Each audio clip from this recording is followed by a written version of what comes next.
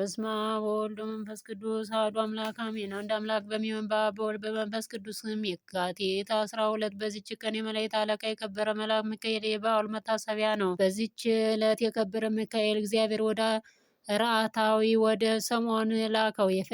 የፍልስጤም ሰዎች ሊገድሉት በጠላትነት በተነሱ ጊዜ ድል እስከ አደረጋቸውና እስከ ገደላቸው ድረስ ረዳው። ኃይልም ሰጥቶ በአህያ መንጋጋ ከእርሳቸው 1000 ሰዎችን ገደለ። ተጠምቶም ለሞት በተቃረበ ጊዜ የመላእክት አለቃ ሚካኤል ተገለጠለትና አጽናናው። እግዚአብሔር ከአህያ መንጋጋ አጥንት ውሃን አፈለቀለትና ጥቶ ዳነ። ዳግመኛ ከሚስቱ ጋር ተስማምተው ዓይኖቹን አሳወሩ፣ የራሱንም ፀጉር ላጩ፣ አሰሩትም።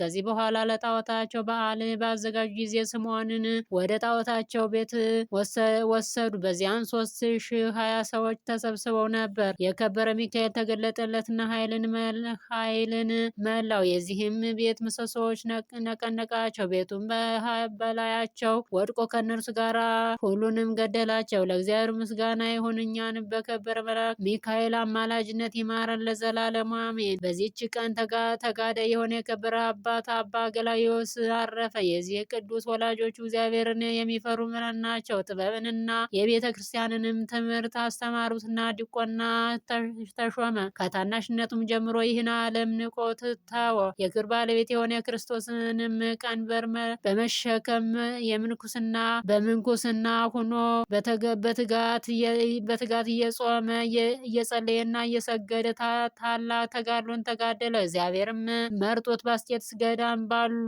መነኮሳት ላይ ቅስና ሾመው። ተጋዳዩንና አገልጋዮቹን እየፈጸመ ሳለ ለአባ ጳኩሚስ እንደተገለጠ የእግዚአብሔር መልአክ ተገለጠለትና መነኮሳትን ሰብስቦ ፈርሃ እግዚአብሔርን የምንኩስናንም ሕግ ያስተምራቸው ዘንድ አዘዘው። በዚያም ጊዜ ብዙዎች መነኮሳት ተሰበሰቡ።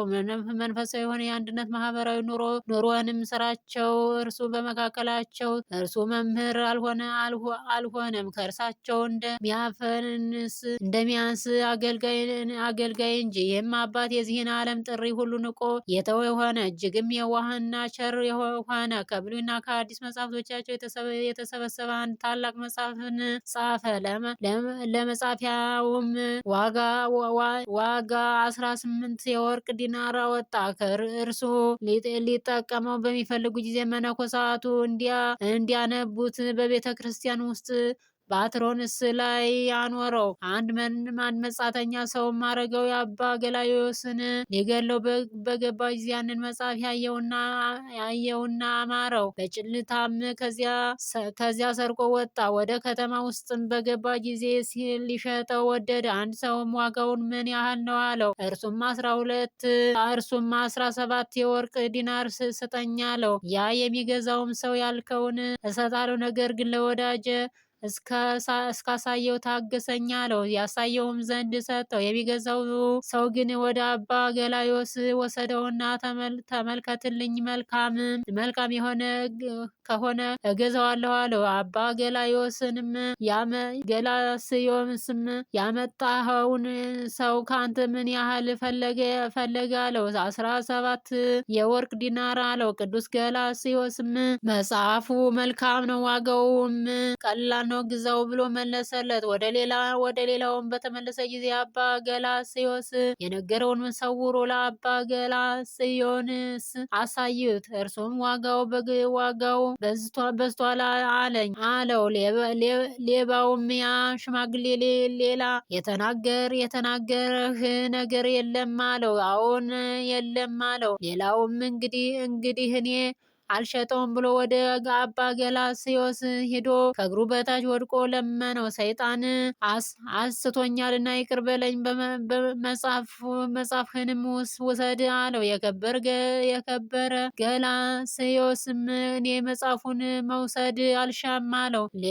ሌባውን በፊቱ እያለቀሰና እየሰገደ ብዙ ለመነው። በብዙ ድካምም መጽሐፉን ተቀበለው። ማንም ያወቀ የለም። እግዚአብሔርም ትንቢት የመናገር ሀብት ሰጥቶት ድንቅ ታምራቶችን አደረገ። በአንዲትም ዕለት ለገዳሙ መነኮሳት አሳ መጡ። ባለወጡ አሳውን አብስሎ በቤት ውስጥ አኖረው። አንዱን ብላቴና ጠባቂ አድርጎ ወደ ስራው ሄደ። ብላቴናውም ከዚያ አሳ በላ። ባለወጡ በመጣ ጊዜ ተበልቶ አገኘውና በብላቴናው ላይ ተቆጥቶ አረጋውያንን አባቶች ሳይባርኩት እንዴት ደፍረህ በላህ አለው። የቁጣ መንፈስም በልቡ አደረና ብላቴናውን ረገመው። ወዲያውኑ ሞተ። እንደሞተም አይቶ ደነገጠ። ታላቅ ፍርሃትም ፈራ።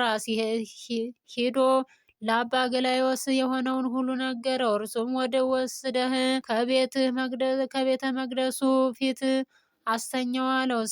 ሰውየውም እንዳዘዘው አደረገ። ወደ ማታ ጊዜም አረጋውያን መነኮሳት በቤተ ክርስቲያን ውስጥ ተሰብስበው የማታውን ጸሎት አድርገው ወጡ። አረጋዊ አባ ገላስዮስም በወጣ ጊዜ የሞተው ብላቴና ተነስቶ በኋላው ተከተለው። በመነኮሳት ማንም አላወቀም። እርሱም የገደለውን ባለወጥ ለማንም እንዳይናገር አዘዘው።